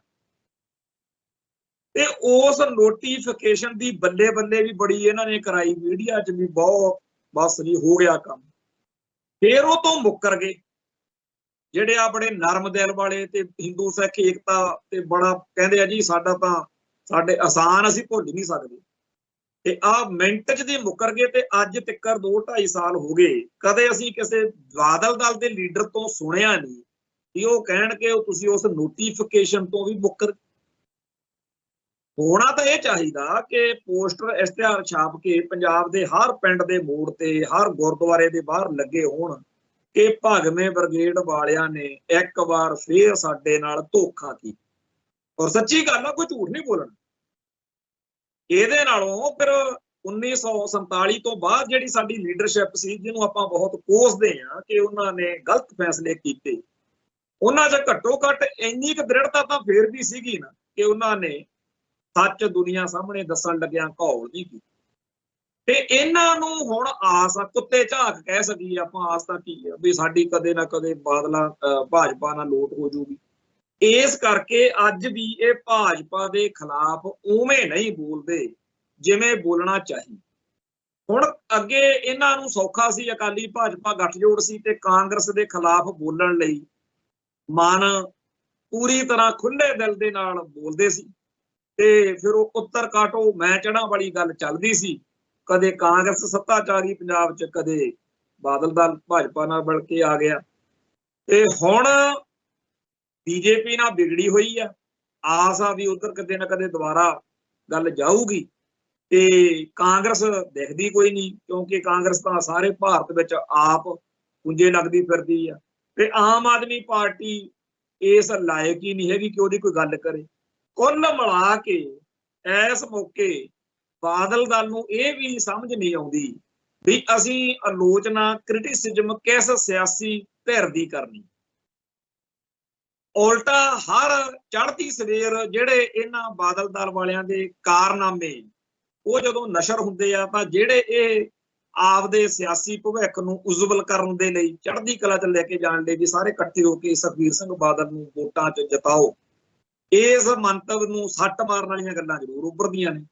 ਆ ਤੁਹਾਡੇ ਸਾਹਮਣੇ ਆ ਵੀ ਇਹਨਾਂ ਦਿਨਾਂ ਦੇ ਵਿੱਚ ਜਥੇਦਾਰ ਭਾਈ ਗੁਰਦੇਵ ਸਿੰਘ ਕੌਂਕੇ ਉਹਨਾਂ ਵਾਲੇ ਮਸਲੇ ਨੇ ਕਿੱਡੀ ਵੱਡੀ ਵਿਪਤਾ। ਹੁਣ ਤਾਂ ਇਹ ਵੀ ਚੀਜ਼ਾਂ ਨੰਗੀਆਂ ਹੋ ਗਈਆਂ ਕਿ ਗਿਆਨੀ ਗੁਰਬਚਨ ਸਿੰਘ ਜਿਹੜਾ ਉਦੋਂ ਬਾਦਲ ਧਿਰ ਦਾ ਜਥੇਦਾਰ ਅਕਾਲ ਤਖਤ ਸੀ, ਇਹ ਜਦੋਂ ਸਵਰਨਾ ਘੋਟਣਾ ਮਰ ਗਿਆ ਤੇ ਉਸ ਪਰਿਵਾਰ ਤੋਂ ਮਾਇਆ ਦਾ ਗੱਫਾ ਲਿਆ ਤੇ ਉੱਥੇ ਗੁਰਦੁਆਰਾ ਸਿੰਘ ਸਭਾ ਜਲੰਧਰ ਵਾਲਿਆਂ ਨੂੰ ਇਸ ਗੱਲ ਦੀ ਇਜਾਜ਼ਤ ਦਿੱਤੀ ਕਿ ਭੋਗ ਪਾਓ ਤੇ ਉੱਥੇ ਜਦੋਂ ਸਿੰਘ ਗਏ ਆ ਉਹਨਾਂ ਨਾਲ ਭਾਈ ਗੋਪਾਲੇ ਨਾਲ ਤੇ ਮਨਾਵੇ ਨਾਲ ਜੋ ਹੋਇਆ ਉਹ ਤਾਂ ਵੱਖਰੀ ਗੱਲ ਆ, ਪਰ ਇਹ ਗੱਲ ਇੱਕ ਹੋਰ ਨਿਕਲੀ ਆ ਵੀ ਜਦੋਂ ਭਾਈ ਵਡਾਲੇ ਨੇ ਬਲਦੇਵ ਸਿੰਘ ਵਡਾਲਾ ਜਿਹੜਾ ਕੀਰਤਨੀਆ ਸੀ ਦਰਬਾਰ ਸਾਹਿਬ, ਜਦੋਂ ਉਹਨੇ ਜਿਹੜਾ ਰੂਪ ਸਿੰਘ ਨੂੰ ਕਿਹਾ ਵੀ ਮੈਂ ਤਾਂ ਉੱਥੇ ਕੀਰਤਨ ਕਰਨ ਜਾਣਾ ਨਹੀਂ ਚਾਹੁੰਦਾ ਤੇ ਜਿਸ ਤਰੀਕੇ ਨਾਲ ਦਬਕੇ ਮਾਰੇ ਗਏ, ਜਿਸ ਤਰੀਕੇ ਨਾਲ ਧਮਕੀਆਂ ਦਿੱਤੀਆਂ ਗਈਆਂ ਵਡਾਲੇ ਨੂੰ, ਉਹ ਇੱਕ ਕਹਾਣੀ ਨਵੀਂ ਸਾਹਮਣੇ ਖੁੱਲੀ ਹੈ। ਦੂਜਾ ਇਹ ਬਈ ਉੱਥੇ ਫਿਰ ਰਾਗੀ ਕੋਈ ਗਗਨਦੀਪ ਸਿੰਘ ਦਾ ਨਾਮ ਆ ਰਿਹਾ, ਵੈਸੇ ਪਤਾ ਨਹੀਂ ਹੁਣ ਅਸਲੀ ਗੱਲ ਕੀ ਆ, ਪਰ ਕੋਈ ਰਾਗੀ ਜਥਾ ਭੇਜਿਆ ਫਿਰ ਇਹਨਾਂ ਨੇ। ਹੁਣ ਇੱਕ ਪਾਸੇ ਤਾਂ ਅੱਜ ਦੀ ਤਰੀਕ ਵਿੱਚ ਅਕਾਲ ਤਖਤ ਦਾ ਜਥੇਦਾਰ ਅਤੇ ਸ਼੍ਰੋਮਣੀ ਕਮੇਟੀ ਵੱਲੋਂ ਇਹ ਦਰਸਾਇਆ ਜਾ ਰਿਹਾ ਕਿ ਦੇਖੋ ਜੀ ਅਸੀਂ ਫੋਟੋ ਵੀ ਲਾਈ ਹੈ ਜਥੇਦਾਰ ਗੁਰਦੇਵ ਸਿੰਘ ਕੌਂਕੇ ਦੇ, ਅਸੀਂ ਹੁਣ ਉਹਨਾਂ ਦੇ ਸੰਬੰਧ ਵਿੱਚ ਇੱਥੇ ਅਖੰਡ ਪਾਠ ਸਾਹਿਬ ਦਾ ਭੋਗ ਵੀ ਪਾਉਣਾ। ਮਤਲਬ ਇਸ ਗੱਲ ਦਾ ਅਰਥ ਇਹ ਨਿਕਲਿਆ ਕਿ ਬਾਦਲ ਦਲ ਵਾਲੇ ਆਪਦੇ ਅਧੀਨ ਅਕਾਲ ਤਖਤ ਸਾਹਿਬ ਦੇ ਜਥੇਦਾਰ ਤੋਂ ਤੇ ਸ਼੍ਰੋਮਣੀ ਕਮੇਟੀ ਤੋਂ ਸਿੱਖ ਜਜ਼ਬਾਤਾਂ ਦੇ ਅਨੁਕੂਲ ਯਾਨੀ ਗੁਰਦੇਵ ਸਿੰਘ ਜੀ ਕੌਂਕੇ ਦੇ ਸੰਬੰਧ ਵਿੱਚ ਪ੍ਰੋਗਰਾਮ ਕਰਵਾ ਰਹੇ ਨੇ, ਚਾਹੇ ਫੋਟੋ ਲਵਾਈ ਆ ਤੇ ਚਾਹੇ ਭੋਗ ਪੈਣ। ਦੂਜੇ ਪਾਸੇ ਜਿਨ੍ਹਾਂ ਨੇ ਜਥੇਦਾਰ ਭਾਈ ਗੁਰਦੇਵ ਸਿੰਘ ਕੌਂਕੇ ਨੂੰ ਕਤਲ ਕੀਤਾ, ਜਦੋਂ ਉਹ ਜਿਉਂਦੇ ਸੀ ਉਦੋਂ ਵੀ ਉਹਨਾਂ ਦਾ ਸਾਥ ਦਿੱਤਾ, ਚਾਹੇ ਉਹ ਕੋਈ ਵੀ ਪੁਲਸੀਆ ਸੀ, ਤੇ ਜਦੋਂ ਉਹ ਮਰ ਗਏ ਤਾਂ ਘਰਦਿਆਂ ਨਾਲੋਂ ਵੱਧ ਫਿਕਰ ਬਾਦਲ ਦਲ ਦੇ ਸ਼੍ਰੋਮਣੀ ਕਮੇਟੀ ਵਾਲਿਆਂ ਨੂੰ ਤੇ ਅਕਾਲ ਤਖਤ ਦੇ ਜਥੇਦਾਰ ਗਿਆਨੀ ਗੁਰਬਚਨ ਸਿੰਘ ਨੂੰ ਪਿਆ ਹੋਇਆ ਸੀਗਾ ਵੀ ਆਪਾਂ ਇਹਨਾਂ ਦੇ ਲਈ ਕੀਰਤਨੀਏ ਭੇਜਣੇ ਆ ਤੇ ਉੱਥੇ ਭੋਗ ਪਾਉਣਾ। ਇਹੋ ਜਿਹੀਆਂ ਜਦੋਂ ਹਰਕਤਾਂ, ਇਹੋ ਜਿਹੀਆਂ ਕਰਤੂਤਾਂ ਆਏ ਦਿਨ ਖੁੱਲਦੀਆਂ ਨੇ ਤਾਂ ਇਹਨਾਂ ਦਾ ਉਹ ਸਿਸਟਮ ਵੀ ਅਸੀਂ ਜੀ ਸਿੱਖਾਂ ਨੂੰ ਭਰਮਾ ਲਾਂਗੇ, ਅਸੀਂ ਸਿੱਖਾਂ ਨੂੰ ਦੁਬਾਰਾ ਨੇੜੇ ਲਾ ਲਾਂਗੇ, ਉਹ ਸਾਰੇ ਦਾ ਸਾਰਾ ਫਿਰ ਢਹਿ ਢੇਰੀ ਹੋ ਜਾਂਦਾ। ਉਹ ਆਪਾਂ ਇਸ ਗੱਲ ਤੇ ਜਦੋਂ ਚਰਚਾ ਕਰਦੇ ਆ ਤਾਂ ਸਾਡੇ ਬਹੁਤ ਸਾਰੇ ਬੰਦੇ ਜਿਹੜੇ ਨੇ ਉਹ ਕਹਿੰਦੇ ਆ, ਸੋਚਦੇ ਆ ਵੀ ਯਾਰ ਆਪਾਂ ਹਰ ਵੇਲੇ ਬਾਦਲ ਬਾਦਲ ਨਾ ਕਰਿਆ ਕਰੀਏ। ਭਾਈ ਬਾਦਲ ਦਲ ਉਵੇਂ ਹੀ ਆ ਜਿਵੇਂ ਕਾਂਗਰਸ ਆ, ਜਿਵੇਂ ਆਮ ਆਦਮੀ ਪਾਰਟੀ ਆ। ਇਹ ਭਾਰਤੀ ਹਕੂਮਤੀ ਤੰਤਰ ਦਾ ਹੀ ਇੱਕ ਹਿੱਸਾ ਆ ਜਿਹੜਾ ਸਿੱਖਾਂ ਦੀ ਗੁਲਾਮੀ ਦੀਆਂ ਜੰਜੀਰਾਂ ਨੂੰ ਮਜ਼ਬੂਤ ਕਰਨ ਲਈ ਸਭ ਤੋਂ ਖਤਰਨਾਕ ਆ, ਕਿਉਂਕਿ ਕਾਂਗਰਸ ਤਾਂ ਬਿਲਕੁਲ ਸਾਨੂੰ ਹੋਰ ਤਰੀਕੇ ਦੀ ਆ, ਉਹਦੇ ਨਾਲ ਜੂਨ 84 ਜੁੜ ਗਿਆ, ਨਵੰਬਰ 84 ਜੁੜ ਗਿਆ, ਸਿੱਖਾਂ ਦੀ ਨਸਲਕੁਸ਼ੀ ਜਿਹੜੀ ਹੋਈ, ਭਾਈ ਖਾਲੜਾ, ਭਾਈ ਕੌਂਕੇ, ਬੜਾ ਕੁਝ ਜੁੜ ਗਿਆ। ਤੇ ਹੋਰ ਸਿਆਸੀ ਧਿਰਾਂ ਜਿਵੇਂ ਬੀਜੇਪੀ ਬਾਰੇ ਆਪਾਂ ਨੂੰ ਪਤਾ ਉਹਨਾਂ ਨੇ ਕੀ ਕਿਹਾ ਸੀ ਵੀ ਇਹ ਤਾਂ 6 ਮਹੀਨੇ ਲੇਟ ਹੋ ਗਿਆ ਜੀ, ਇੰਦਰਾ ਦਾ ਦੁਰਗ ਆਇਆ ਜਾਂ ਹੋਰ ਸਾਰੀਆਂ ਗੱਲਾਂ। ਅਡਵਾਨੀ ਨੇ ਕਿਵੇਂ ਮਹਾਂਪੁਰਸ਼ਾਂ ਬਾਰੇ, ਸੰਤ ਭਿੰਡਰਾਂ ਵਾਲਿਆਂ ਬਾਰੇ ਕਿਹਾ। ਇਵੇਂ ਹੀ ਆਪਾਂ ਨੂੰ ਹੋਰ ਆਗੂਆਂ ਧਿਰਾਂ ਧੜਿਆਂ ਦਾ ਪਤਾ, ਪਰ ਬਾਦਲ ਦਲ ਨੂੰ ਸ਼੍ਰੋਮਣੀ ਅਕਾਲੀ ਦਲ ਜਦੋਂ ਮੰਨ ਲੈਂਦੀ ਆ ਸਾਡੀ ਫਿਤਰਤ, ਉੱਥੇ ਇੱਕ ਬਹੁਤ ਵੱਡਾ ਮਾਨਸਿਕ ਗੁੰਝਲ ਪੈਦਾ ਹੋ ਜਾਂਦਾ, ਕਿਉਂਕਿ ਸਾਡੇ ਬੰਦੇ ਫਿਰ ਲੱਗ ਜਾਂਦੇ ਆ ਵੀ ਚਲੋ ਜੀ ਹੁਣ ਮਾਫੀ ਮੰਗ ਲਈ, ਹੁਣ ਬਹੁਤ ਆ ਜੀ, ਹੁਣ ਛੱਡੋ ਜੀ ਇਸ ਗੱਲ ਨੂੰ, ਤੇ ਇਹਨਾਂ ਬਗੈਰ ਗੁਜ਼ਾਰਾ ਨਹੀਂ। ਕੀ ਗੁਰੂ ਸਾਹਿਬਾਨ ਵੇਲੇ ਜਾਂ ਉਸ ਤੋਂ ਬਾਅਦ 18ਵੀਂ ਸਦੀ 'ਚ ਸਿੱਖਾਂ ਨੇ ਕੋਈ ਇਹੋ ਜਿਹੀ ਧਿਰ ਜਿਹੜੀ ਦੁਸ਼ਮਣ ਨਾਲ ਮਿਲ ਕੇ ਚੱਲਦੀ ਹੋਵੇ ਉਹਨੂੰ ਇਸ ਤਰ੍ਹਾਂ ਸਾਰਾ ਕੁਝ ਦਿੱਤਾ? ਨਹੀਂ ਦਿੱਤਾ। ਹਾਂ, ਇਹ ਗੱਲ ਜ਼ਰੂਰ ਆ ਕਿ ਪਟਿਆਲਾ ਰਿਆਸਤ ਵਾਲੇ ਜਿਹੜੇ ਸੀ ਉਹ ਕਈ ਵਾਰੀ ਗੜਬੜਾਂ ਕਰਦੇ ਰਹੇ। ਪਟਿਆਲਾ ਰਿਆਸਤ ਵਾਲਿਆਂ ਨੇ ਕਈ ਮੌਕਿਆਂ ਦੇ ਉੱਤੇ ਅਬਦਾਲੀ ਵਰਗਿਆਂ ਦਾ ਜਾਂ ਹੋਰਨਾਂ ਹਮਲਾਵਰਾਂ ਦਾ ਸਾਥ ਸਹਿਯੋਗ ਦਿੱਤਾ, ਪਰ ਉਹਨਾਂ ਨੂੰ ਅੱਜ ਕੱਲ ਵਾਂਗੂ ਜਿਵੇਂ ਅੱਜ ਬਾਦਲਕਿਆਂ ਨੂੰ ਜਿਹੜੇ ਕਿ ਦੁਸ਼ਮਣ ਧਿਰਾਂ ਦਾ ਹੱਥ ਚੋਕਾ ਬਣਦੇ ਆ, ਇਹਨਾਂ ਨੂੰ ਮੁਕੰਮਲ ਜਿਵੇਂ ਆਪਾਂ ਤਾਕਤ ਦਿੰਨੇ ਆ ਆਪਣੀ, ਉਹ ਨਹੀਂ ਕਦੇ ਦਿੱਤੀ। ਜੇ ਤਾਕਤ ਦੇਣੀ ਹੋਈ ਆ ਇੱਥੇ, ਫਿਰ ਸ਼੍ਰੋਮਣੀ ਅਕਾਲੀ ਦਲ ਅੰਮ੍ਰਿਤਸਰ ਨੂੰ ਜਾਂ ਇਸ ਤਰੀਕੇ ਦੀ ਕੋਈ ਹੋਰ ਧਿਰ ਉਭਾਰ ਲਓ, ਉਹਦੇ ਰਾਹੀਂ ਕੁਝ ਕਰ ਲਓ। ਘੱਟੋ ਘੱਟ ਇੰਨਾ ਕੁ ਤਾਂ ਆਪਾਂ ਕਹਿਣ ਜੋਗੇ ਹੋਈਏ ਕਿ ਜਦੋਂ ਬਾਦਲ ਦਲ ਵਾਲੇ ਸ਼ਰੇਆਮ ਭਾਰਤੀ ਹਕੂਮਤ ਦੇ ਹੱਥ ਚੋਕੇ ਬਣ ਕੇ ਪੰਥ ਅਤੇ ਪੰਜਾਬ ਦੇ ਹਿੱਤਾਂ ਦੇ ਉਲਟ ਭੁਗਤਣ ਲੱਗ ਪਏ, ਫਿਰ ਸਿੱਖ ਕੌਮ ਨੇ ਬੜਾ ਗੰਭੀਰਤਾ ਨਾਲ ਇਸ ਪਰਿਵਾਰ ਨੂੰ, ਇਸ ਫਿਤਰਤ ਨੂੰ ਲਾਂਭੇ। ਹੁਣ ਇਸ ਗੱਲ ਤੋਂ ਅਗਲਾ ਨੁਕਤਾ ਇਹ ਆ ਕਿ ਬਹੁਤ ਸਾਰੇ ਭਰਾ ਸਾਡੇ ਕਹਿੰਦੇ ਜੀ ਵੀ ਹਿੰਦੂਆਂ ਬਾਰੇ ਥੋੜਾ ਜਿਹਾ ਕੰਮ ਨਰਮ ਕਰੋ, ਔਰ ਇਸ ਗੱਲ ਦੇ ਵਿੱਚ ਬਹੁਤ ਸਾਰੇ ਹਿੰਦੂ ਵੀ ਆ ਜਿਹੜੇ ਸਾਡੇ ਪ੍ਰੋਗਰਾਮ ਨੂੰ ਬੜੀ ਗੰਭੀਰਤਾ ਨਾਲ ਸੁਣਦੇ ਆ, ਪਰ ਉਹਨਾਂ ਦੀ ਤਸੱਲੀ ਇਸ ਗੱਲ ਦੀ ਆ ਕਿ ਉਹ ਕਹਿੰਦੇ ਆ ਕਿ ਜਿਹੜੇ ਨੁਕਤੇ ਤੁਸੀਂ ਇਸ ਪ੍ਰੋਗਰਾਮ ਦੇ ਵਿੱਚ ਹਿੰਦੂ ਸਮਾਜ ਬਾਰੇ, ਇਤਿਹਾਸ ਬਾਰੇ, ਮਿਥਿਹਾਸ ਬਾਰੇ, ਉਹ ਹੁੰਦੇ ਸੱਚੇ। ਘੱਟੋ ਘੱਟ ਆਪਾਂ ਝੂਠ ਨਹੀਂ ਬੋਲਦੇ। ਇਸ ਗੱਲ ਦਾ ਸਾਨੂੰ ਸਾਰਿਆਂ ਨੂੰ ਫਖਰ ਹੋਣਾ ਚਾਹੀਦਾ ਕਿ ਜਿਹੜੇ ਇਲਜ਼ਾਮ ਜਾਂ ਜਿਹੜੀਆਂ ਗੱਲਾਂ ਅਸੀਂ ਕਰਦੇ ਹਾਂ ਉਹ ਇਹਨਾਂ ਦੇ ਇਤਿਹਾਸ ਜਾਂ ਮਿਥਿਹਾਸ ਜਾਂ ਜੋ ਵੀ ਕੁਛ ਇਹਨਾਂ ਦਾ ਹੈ ਉਹਦੇ ਵਿੱਚੋਂ ਲਈਆਂ ਜਾਂਦੀਆਂ। ਹੁਣ ਇੱਥੇ ਇੱਕ ਹੋਰ ਨੁਕਤਾ ਮੈਂ ਸਾਂਝਾ ਕਰਨਾ ਚਾਹੁੰਦਾ। ਸਾਡੇ ਬਹੁਤ ਸਾਰੇ ਜਿਹੜੇ ਇਹੋ ਜਿਹੇ ਪ੍ਰਚਾਰਕ ਮੈਦਾਨ 'ਚ ਆ ਚੁੱਕੇ ਆ ਜਿਹੜੇ ਸਿੱਖ ਧਰਮ ਦੀ ਹਰ ਗੱਲ ਦੇ ਉੱਤੇ ਸਵਾਲੀਆ ਨਿਸ਼ਾਨ ਲਾ ਰਹੇ। ਉਹ ਹਰ ਇਤਿਹਾਸਕ ਚੀਜ਼ ਨੂੰ ਕਹਿੰਦੇ ਆ ਵੀ ਇਹ ਤਾਂ ਐਵੇਂ ਮਨੋਕਲਪਤ ਆ ਜੀ, ਆਹ ਵੀ ਗਲਤ, ਉਹ ਵੀ ਗਲਤ। ਇੱਥੋਂ ਤੱਕ ਕਿ ਸਿਧਾਂਤ ਦੇ ਬਹੁਤ ਸਾਰੇ ਜਿਹੜੇ ਕੋਮਲ ਹਿੱਸੇ ਆ ਉਹਨਾਂ ਤੇ ਵੀ ਵਾਰ ਅਗਲੇ ਬੜੀ ਸਹਿਜ ਨਾਲ, ਬੜੀ ਮੌਜ ਨਾਲ ਕਰੀ ਜਾਂਦੇ। ਇੱਕ ਪਾਸੇ ਹਿੰਦੂ ਭਾਈਚਾਰਾ, ਉਹਨਾਂ ਦੀ ਇੱਕ ਕਿਤਾਬ ਆਈ ਆ ਇੱਥੇ, ਹਿੰਦੂ ਮਾਨਤਾओं का ਵਿਗਿਆਨਕ ਆਧਾਰ, ਹਿੰਦੀ ਚ ਕਿਤਾਬ, ਕਿ ਜਿਹੜੀਆਂ ਹਿੰਦੂਆਂ ਦੀਆਂ ਮਾਨਤਾਵਾਂ ਨੇ ਉਹਨਾਂ ਨੂੰ ਸਾਇੰਟੀਫਿਕਲੀ ਸਾਬਤ ਉਹ ਕਿਤਾਬ ਚ ਕੀਤਾ ਗਿਆ। ਹਿੰਦੂ ਆਪਦੇ ਰਾਜ ਭਾਗ ਦੀ ਤਾਕਤ ਦੇ ਸਹਾਰੇ ਆਪਦੀਆਂ ਮਿਥਿਹਾਸਕ ਚੀਜ਼ਾਂ ਨੂੰ ਵੀ ਪੱਕੇ ਕਰ ਰਹੇ ਨੇ। ਲੋਕ ਕਹਿੰਦੇ ਆ ਇੱਕ ਹਿੱਸਾ ਕੌਮ ਦਾ ਜਿਹੜਾ ਕਹਿੰਦਾ ਭਾਰਤ ਦੇ ਵਿੱਚ ਕਿ ਆਰੀਅਨ ਨਸਲ ਦਾ ਇੱਕ ਨਾਇਕ ਸੀ, ਉਹਨੂੰ ਨਾਵਲ ਦੇ ਰੂਪ ਦੇ ਵਿੱਚ ਰਮਾਇਣ ਦੇ ਰਾਹੀਂ ਲਿਆਂਦਾ ਗਿਆ, ਉਹ ਕੋਈ ਅਸਲੀ ਪਾਤਰ ਨਹੀਂ। ਪਰ ਉਹ ਕਹਿੰਦੇ ਆ ਜੀ ਇੱਥੇ ਰਾਮਚੰਦਰ ਹੋਇਆ, ਦੇਖੋ ਰਾਮਲੱਲਾ ਦਾ ਸਥਾਨ ਆ ਇੱਥੇ, ਬਾਬਰੀ ਮਸਜਿਦ, ਉਹ ਤਾਂ ਰਾਮਚੰਦਰ ਨੂੰ ਵੀ ਮਾਨਤਾ ਦਵਾ ਰਹੇ ਨੇ ਤੇ ਪੱਕੀ ਗੱਲ ਹੋ ਰਹੀ ਆ, ਔਰ ਸਦੀਆਂ ਤੱਕ ਇਹ ਗੱਲ ਹੁਣ ਸਥਿਰ ਹੋ ਗਈ।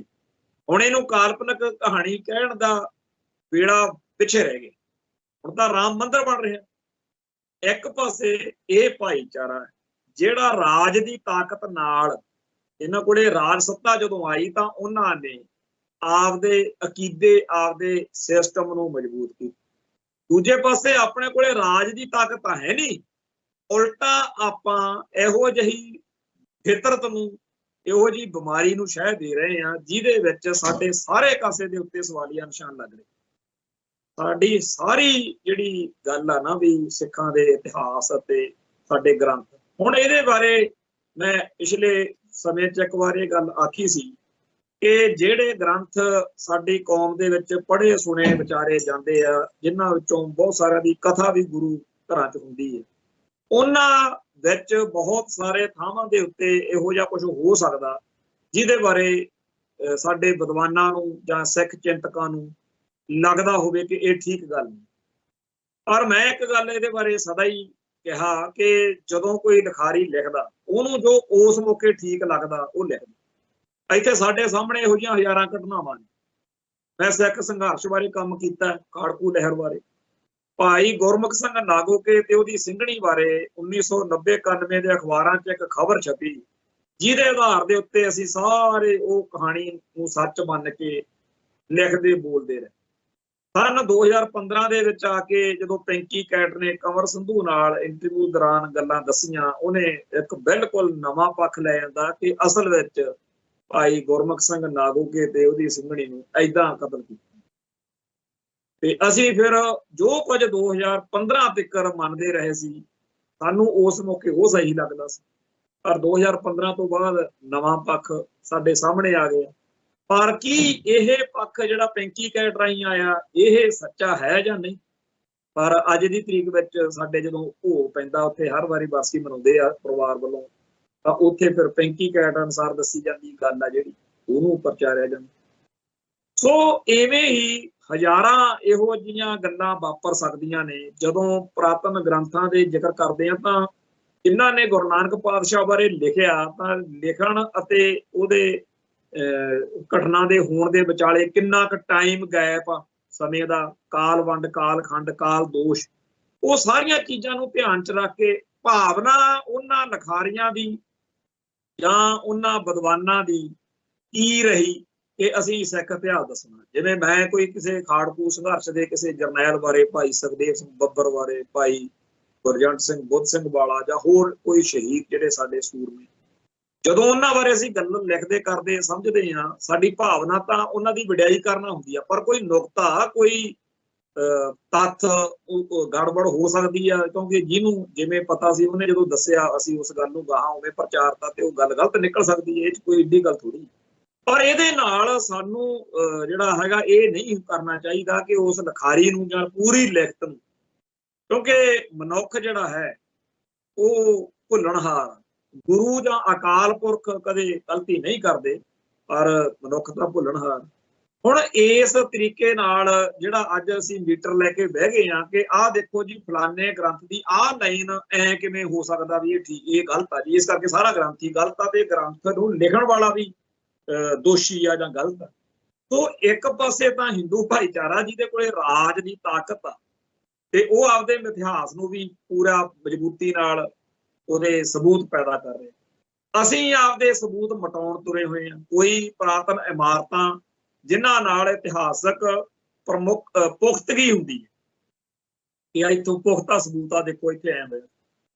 ਤੇ ਦੂਜੇ ਪਾਸੇ ਹੁਣ ਚਮਕੌਰ ਦੀ ਗੜੀ ਦੀ ਗੱਲ ਆ, ਚਮਕੌਰ ਦੀ ਗੜੀ ਇਹਨਾਂ ਦਿਨਾਂ ਦੇ ਵਿੱਚ ਚਰਚਾ ਚ ਆ ਕੇ ਜੋ ਪੁਰਾਤਨ ਇਮਾਰਤ ਰੱਖਣੀ ਚਾਹੀਦੀ, ਪਰ ਜਦੋਂ ਢਾਉਣ ਦਾ ਫਤੂਰ ਚੜਿਆ ਹੋਇਆ ਸੀ, ਹੁਣੇ ਹਜੇ 40-50 ਸਾਲ ਹੀ ਹੋਏ ਇਸ ਗੱਲ, ਉਦੋਂ ਕਿਸੇ ਨੂੰ ਇਸ ਗੱਲ ਦਾ ਕੋਈ ਚਤਕੇ ਪਏ ਸੀ। ਇਵੇਂ ਹੀ ਹੋਰ ਬਹੁਤ ਸਾਰੀਆਂ ਚੀਜ਼ਾਂ ਨੇ, ਇੱਥੋਂ ਤੱਕ ਕਿ ਕਹਿੰਦੇ ਆ ਕਿ ਸਰਹੰਦ ਦੀ ਜਿਹੜੀ ਦੀਵਾਰ ਆ ਉਹਦੇ ਉਹ ਵੀ ਮਸਾਂ ਬਚਾਈ। ਸੋ ਸਾਡੀ ਕੌਮ ਨੂੰ ਹਰ ਉਹ ਸਬੂਤ, ਪ੍ਰਤੀਕ, ਚਿੰਨ੍ਹ ਸਾਂਭਣ ਦੀ ਫਿਤਰਤ ਹੋਣੀ ਚਾਹੀਦੀ ਆ। ਦੁਸ਼ਮਣ ਤਾਂ ਚਾਹੂਗਾ, ਤੇ ਦੁਸ਼ਮਣ ਸਾਡੇ ਵਿੱਚ ਸਾਡਾ ਹਿੱਸਾ ਬਣ ਕੇ ਵੀ ਚਾਹੇਗਾ ਕਿ ਮੈਂ ਇਹਨਾਂ ਨੂੰ ਕਰਾਹੇ ਪਾਵਾਂ ਕਿ ਛੱਡੋ ਜੀ ਇਹਨਾਂ ਚੀਜ਼ਾਂ ਦਾ ਕੋਈ ਮੁੱਲ ਨਹੀਂ ਹੁੰਦਾ। ਭਾਈ ਅੱਜ ਤੋਂ 100-200 ਸਾਲ ਬਾਅਦ ਸਾਡੀਆਂ ਆਉਣ ਵਾਲੀਆਂ ਨਸਲਾਂ, ਸਾਡੀਆਂ ਆਉਣ ਵਾਲੀਆਂ ਪੁਸ਼ਤਾਂ ਲਈ ਸਾਡੇ ਕੋਲੇ ਚੀਜ਼ਾਂ ਦਾ ਹੋਣਾ ਅਤ ਜ਼ਰੂਰੀ ਹੈ। ਜਦੋਂ ਯੂਰਪ ਦੇ ਤੇ ਹੋਰਨਾਂ ਮੁਲਕਾਂ ਦੇ ਇਤਿਹਾਸ ਦੇ ਉੱਤੇ ਉੱਥੇ ਦੇ ਦੇਖਦੇ ਹਾਂ ਵੀ ਉਹਨਾਂ ਨੇ ਪੁਰਾਣੀਆਂ ਚੀਜ਼ਾਂ ਸਾਂਭ ਕੇ ਉਹਨਾਂ ਨੂੰ ਪ੍ਰੀਜ਼ਰਵ ਕੀਤਾ, ਤੇ ਅਸੀਂ ਇਸ ਚੀਜ਼ ਨੂੰ ਸਮਝੀਏ ਕਿ ਅੱਜ ਦੇ ਦੌਰ ਵਿੱਚ ਜਿਵੇਂ ਅੱਜ ਭਾਈ ਜਗਤਾਰ ਸਿੰਘ ਤਾਰਾ ਦੀ ਜਦੋਂ ਚਿੱਠੀ ਆਈ, ਮੈਂ ਉਹਦੇ ਬਾਰੇ ਇਹ ਸੋਚਿਆ ਕਿ ਇਹੋ ਜਿਹੀ ਚਿੱਠੀ ਤਾਂ ਕਿਸੇ ਇਤਿਹਾਸਕ ਸਥਾਨ ਦੇ ਉੱਤੇ ਮਿਊਜ਼ੀਅਮ ਬਣੇ ਜਿੱਥੇ ਭਾਈ ਤਾਰੇ ਦੀਆਂ ਜਾਂ ਹੋਰ ਸਿੰਘਾਂ ਦੀਆਂ ਇਦਾਂ ਦੀਆਂ ਚੀਜ਼ਾਂ ਸਾਂਭ ਕੇ ਰੱਖੀਆਂ ਹੋਣ, ਕਿਉਂਕਿ ਆਉਣ ਵਾਲੇ ਸਮੇਂ ਦੇ ਵਿੱਚ ਕੋਈ ਕਹਿ ਸਕਦਾ ਕਿ ਇਦਾਂ ਦਾ ਹੋਇਆ ਹੀ ਨਹੀਂਗਾ ਜੀ। ਕਿਉਂਕਿ ਜਿਸ ਤਰੀਕੇ ਦਾ ਮਾਹੌਲ ਬਣਿਆ ਹੋਇਆ ਕਿ ਸਿੱਖਾਂ ਦੇ ਦਿਲ ਦਿਮਾਗ ਦੇ ਵਿੱਚ ਸਿੱਖੀ ਨਾਲ ਸੰਬੰਧਿਤ ਚੀਜ਼ਾਂ ਮਟਾਉਣੀਆਂ ਨੇ ਤੇ ਆਪਦੀ ਮਰਜ਼ੀ ਦੀਆਂ ਪਾਉਣੀਆਂ ਨੇ, ਬਹੁਤ ਹੀ ਜ਼ਿਆਦਾ ਮਾੜਾ ਤੇ ਭੈੜਾ ਦੁਸ਼ਮਣ ਟੱਕਰਿਆ ਹੋਇਆ। ਉਹ ਦੁਸ਼ਮਣ ਫੇਰ ਚੰਗਾ ਹੁੰਦਾ ਜਿਹੜਾ ਸਾਹਮਣੇ ਮੈਦਾਨ 'ਚ ਆਉਂਦਾ ਤੇ ਲਲਕਾਰਦਾ ਤੇ ਲੜਦਾ। ਹੁਣ ਤਾਂ ਅਗਲਾ ਵੀਰ ਜੀ ਕਹਿ ਕੇ ਤੁਹਾਡੀਆਂ ਜੜ੍ਹਾਂ ਵੱਢੀ ਜਾ। ਇਹਨਾਂ ਦਿਨਾਂ 'ਚ ਚਰਚੇ ਚੱਲ ਰਹੇ ਨੇ ਕਿ ਫਤਿਹਗੜ੍ਹ ਸਾਹਿਬ ਜਿਹੜਾ ਕਾਲਜ ਆ ਬਾਬਾ ਬੰਦਾ ਸਿੰਘ ਬਹਾਦਰ ਦੇ ਨਾਂ ਤੇ, ਉੱਥੇ ਬਹੁਤ ਸਾਰੇ ਯੂਪੀ, ਬਿਹਾਰ ਦੇ ਹੋਰਨਾਂ ਸੂਬਿਆਂ ਦੇ ਵਿਦਿਆਰਥੀ ਆਏ ਹੋਏ ਨੇ ਪੜ੍ਹਨ, ਤੇ ਉਹਨਾਂ ਸਾਰਿਆਂ ਦਾ ਜੋ ਚਰਿੱਤਰ, ਜੋ ਐਕਟੀਵਿਟੀ ਉੱਥੇ ਜੋੜ ਮੇਲੇ ਦੇ ਮੌਕੇ, ਸ਼ਹੀਦੀ ਸਭਾ ਦੇ ਮੌਕੇ ਲੋਕਾਂ ਨੇ ਵੀਡੀਓਜ਼ ਪਾਈਆਂ ਨੇ, बहुत गलत वा, क्योंकि उन्होंने नहीं एहसास बच्चों को, विद्यार्थियों को, कि छोटे साहिबजादियां दा शहीदी दिहाड़ा जो इत्थे मनाया जा रहा, साडा असल विच की करना बन, वो कुछ कर रहे हैं जिहदे नाल लोकां दे दिल दुखी हो। ते GNE कालज लुधियाना, उथों दी एक वीडियो आई है जिथे शहीदी हफ्ते दे उल्ट प्रबंधक इहो जे प्रोग्राम करवा रहे ने जिहदे च गौण पाणी आ। एक पासे तां साडे आले दुआले च ये चर्चा जिहड़े वड्डी उम्र दे लोक ने वो दस रहे ने कि शहीदी सभा दे दिहाड़ियां च असीं हेठां भुंजे सौंदे हो, ते सानू इस चीज़ का एहसास जागदा सी जदों असीं निक्के हुंदे सी। साडे जिहड़े बजुर्ग सीगे जदों सानू इदां थल्ले पाउंदे सी, असीं उन्हां तों पुछदे सी, पर वो दसदे सी सानू कि किवें माता गुजरी जी ने, साहिबजादियां ने, किवें सूबा सरहंद दी कचहरी विच वो सारा इतिहास जिहड़ा सी, फिर असीं उतों उस चीज़ नाल ये नहीं कि थल्ले पैण नाल कुछ ज़्यादा है, उहदे नाल इह हुंदा भी तुहाडे जेहन दे विच अंतर तौर दे उत्ते एक चीज़ पक्के तौर ते सथैर हो जांदी है कि असीं थल्ले तां पैंदे हुंदे सी क्योंकि साहिबजादियां दी शहादत नाल आपदा अंतर मन जोड़न। ते दूजे पासे अज GNE कालज जां बाबा बंदा सिंह बहादुर कालज विच जां होरनां थावां ते जो कुछ चल रिहा, वो चीज़ सानू सारिਆਂ ਨੂੰ इस गल ਲਈ चिंतित करदी आ कि श्रोमणी गुरुद्वारा प्रबंधक कमेटी ਦੇ ਜੇ अधीन ਕਾਲਜਾਂ ਦਾ माहौल इस तरीके ਦਾ है ਤਾਂ फिर ਹੋਰਨਾਂ ਕਾਲਜਾਂ 'ਚ ਹੋਰਨਾਂ ਥਾਵਾਂ ਤੇ, क्योंकि पंजाब ਦੇ ਵਿੱਚ ਇਹਨਾਂ ਵਿਦਿਅਕ ਅਦਾਰਿਆਂ ਨੇ जो कुछ ਦਿੱਤਾ ਉਹ ਉਹੀ ਆ ਜਿਹਨੇ 1978 ਤੋਂ ਚੱਲੇ ਸੰਘਰਸ਼ ਦੇ ਵਿੱਚ ਸਿਖਰ ਦੇ ਉੱਤੇ ਮੱਲਾਂ ਮਾਰੀਆਂ ਨੇ। ਤੇ ਹੁਣ ਇਹਨਾਂ ਵਿਦਿਅਕ ਅਦਾਰਿਆਂ ਦੇ ਵਿੱਚੋਂ ਪਹਿਲੀ ਗੱਲ ਤਾਂ ਉਹ ਵਿਦਿਆਰਥੀ ਨਿਕਲਦੇ ਆ ਜਿਹੜੇ 10ਵੀਂ 12ਵੀਂ ਕਰਨ ਅਨੁਸਾਰ ਬਾਹਰਲੇ ਮੁਲਕਾਂ ਨੂੰ ਚਲੇ ਜਾਂਦੇ। ਜੇ ਉੱਥੇ ਜਾ ਕੇ ਉਹ ਪੰਥ ਨੂੰ, ਪੰਜਾਬ ਨੂੰ ਸਮਰਪਿਤ ਹੋ ਕੇ ਆਪਦਾ ਜੀਵਨ ਜਿਉਣ ਤਾਂ ਫਿਰ ਸਾਨੂੰ ਖੁਸ਼ੀ ਹੋਏਗੀ, ਪਰ ਜਿਹੜਾ ਦੂਜਾ ਪੱਖ ਵਾ ਉੱਥੇ ਸਾਨੂੰ ਨਿਰਾਸ਼ਾ ਹੋ ਸਕਦੀ। ਇੱਧਰ ਜਿਹੜੇ ਵਿਦਿਆਰਥੀ ਰਹਿ ਜਾਂਦੇ ਨੇ ਉਹਨਾਂ ਬਾਰੇ ਜਦੋਂ ਅਸੀਂ ਦੇਖਦੇ ਹਾਂ ਕਿ ਉਹਨਾਂ ਨੂੰ ਪੜ੍ਹਾਇਆ ਕੀ ਜਾ ਰਿਹਾ, ਉਹਨਾਂ ਨੂੰ ਸਮਝਾਇਆ ਕੀ ਜਾ ਰਿਹਾ, ਉਹਨਾਂ ਨੂੰ ਪੂਰੀ ਸਕੀਮ ਨਾਲ ਇਹ ਦਰਸਾਇਆ ਜਾ ਰਿਹਾ ਵੀ ਕਿਤੇ ਇਹ ਉਹੋ ਜਿਹੇ ਵਿਦਿਆਰਥੀ ਨਾ ਬਣ ਜਾਣ ਜਿਹੋ ਜਿਹੇ 1984 ਤੋਂ ਬਾਅਦ ਹੁੰਦੇ ਸੀ। तो विद्यार्थियों ਨੂੰ टारगेट रख के अगले चल रहे ने कि असी इन्हां दे अंदर पंथ अते पंजाब प्रति जो प्यार है वो पैदा नहीं होंगे। ते जदों इस तरह दीयां साजिशां इहो जिहियां चीज़ां चल रहीआं होण तां उदों सानूं सचेत होना पऊगा। साडी फितरत, साडी बिरती किहो जिही होवे, इस गल दे उत्ते बहुत सानू ध्यान देण दी लोड़ आ। असीं इन्ने इमोशनल हाँ, साडे कई बंदियां नूं कल दा मैं देख रहा, वो कहते जी देखो श्रोमणी कमेटी ने, बादल दल ने माड़ा कीता होना, पर हुण तां उन्होंने फोटो भी लाती जथेदार गुरदेव सिंह कौंके दी, देखो जी उन्होंने तां हुण भोग भी पाउणा। ते इह तां जी हुण आपां नूं थोड़ा जिहा भाई जो इत्थे पंजाब दे विच कांग्रेस वर्गी इन्हां दा तां पंचायत मैंबर ना जिते जिहो जिहा कुछ कांग्रेस ने की। जे कांग्रेस इत्थे गद्दियां भोगदी आ जां आम आदमी पार्टी इत्थे सत्ता मान रही है ना, ओहदा दोषी पंजाब दे विच पंथक सियासत नूं दुरकारण वाले इह बादल दल वाली। पंजाब दे विच अकाली होना तां फखर वाली गल सी, पर इन्हां ने जो माहौल सिरजिआ अज भी उन्होंने उही चीज प्यारी लगती है। अज भी कल एक श्रोमणी कमेटी नाल संबंधित सीनियर अधिकारी नाल चर्चा चली फोन ते, मैं उन्होंने भी आख्या, मैं आख्या भी जदों सरदार सरजीत सिंह बरनाले ने दरबार साहिब कॉम्पलैक्स विच पुलिस भेज दिती 86 विच 86 च, ते जदों ऑपरेशन ब्लू स्टार वाली करतूत दोहराती तां पंथ बड़ा विरोध विच आया। ते जदों वो सत्ता तो लै गया तां प्रोफैसर दर्शन सिंह जथेदार सी ते सारियां ने बरनाले नूं कहा भी तेरे नाल बड़ी माड़ी करनी आ, तैनूं उत्थे ਜਲੀਲ ਹੋਣਾ ਪੈ ਸਕਦਾ। ਉਹ ਕਹਿੰਦਾ ਜੀ ਜੋ ਮਰਜ਼ੀ ਕਰਨ, ਚਾਹੇ ਮੈਨੂੰ ਖੰਭੇ ਨਾ ਬੰਨਣ, ਚਾਹੇ ਜੋ ਮੈਂ ਉਵੇਂ ਕਰਨ ਨੂੰ ਤਿਆਰ ਆ, ਪਰ ਮੈਂ ਆਪਦੀ ਭੁੱਲ ਬਖਸ਼ੂੰਗੀ। ਤੇ ਆਪਣੇ ਪੰਥ ਦੀ ਰਵਾਇਤ ਆ ਵੀ ਜਦੋਂ ਕੋਈ ਦੋਸ਼ੀ ਅਕਾਲ ਤਖਤ ਸਾਹਿਬ ਤੋਂ ਆਪਦੀ ਤਨਖਾਹ ਭੁਗਤਾ ਲੈਂਦਾ, ਫਿਰ ਉਹਦੇ ਤੇ ਬਾਅਦ ਵਿੱਚ ਉਸ ਦੋਸ਼ ਦੀ ਚਰਚਾ ਨਹੀਂ ਕਰਦਾ। ਠੀਕ ਆ, ਇਹਨੇ ਗਲਤੀ ਕੀਤੀ ਸੀ। ਹੁਣ ਕਿੱਡੀ ਵੱਡੀ ਗਲਤੀ ਕੀਤੀ। ਮੈਂ ਤਾਂ ਇਹਨੂੰ ਸਿਆਸੀ ਮਕਾਰੀ ਵੀ ਕਹਿ ਸਕਦਾ ਕਿ ਇੱਕ ਪਾਸੇ ਉਹਨੇ ਉਦੋਂ ਦਿੱਲੀ ਦਰਬਾਰ ਨੂੰ ਖੁਸ਼ ਕਰ ਲਿਆ, ਫਿਰ ਬਾਅਦ ਚ ਉਹਨੇ ਪੰਥ ਨੂੰ ਦੇਤੀ ਤਰਜੀਹ ਕਿ ਲਓ ਜੀ ਜਿਵੇਂ ਕਰਨਾ ਮੇਰੇ ਨਾਲ ਕਰ ਲਓ।